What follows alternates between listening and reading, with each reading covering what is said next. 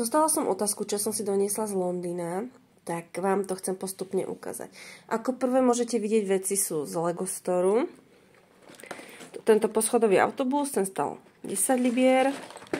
Potom tu mám výsačku na batožinu, síce jednu mám, ale tak uznajte. Tak z druhej strany to vyzerá takto.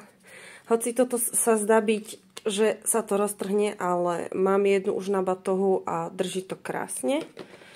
Potom tu mám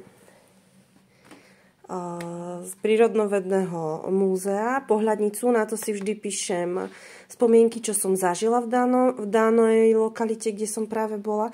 Toto tričko, toto mali vo výpredaji za 10 libier, no uznajte, nemohla som ho tam nechať. Predtým bola tam jedna výstava, kde boli fantastické zvery z Harryho Pottera. No a moja úplne, že top z Warner Bros. Štúdií. Keď idete postupne cez výstavu, tak je tam viacej obchodíkov. No a tieto šiltovky mali v jednom z nich, kde mali zlacnené veci a každá jedna z nich stala 6 libier. Prvý suvenír. Toto ste mohli vidieť aj v mojich príbehoch. Toto je pohár, kde vám načapovali maslové pivo. Mali aj pre tých, čo nemôžu piť mlieko. Vegánske je to taký plastový pohár, ale môžete si ho potom zobrať domov ako suvenír a to pivo bolo úplne úžasné. Potom tu máme pás, o ktorý ste mohli aj súťažiť. Ste chodili cez výstavu, tak toto vyzerá vo vnútri.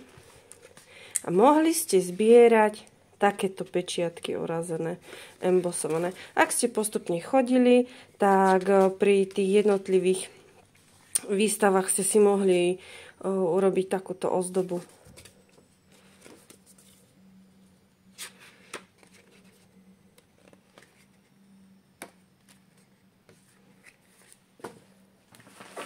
No, posledné veci, pohľadnice.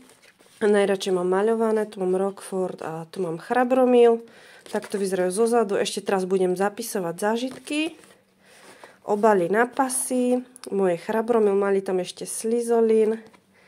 No a z tohto mám najväčšiu radosť. Asi zhruba mesiac dozadu som videla video, kde som videla, že pribudli nové veci v dizajne herbológie. A keď som to videla, tak si hovorím, že keď tam prídem, tak si to jednoducho musím kúpiť. A je to taška na napríklad na obed. A krásne v tom držia veci. No, vidíte, tu je takáto vrstva.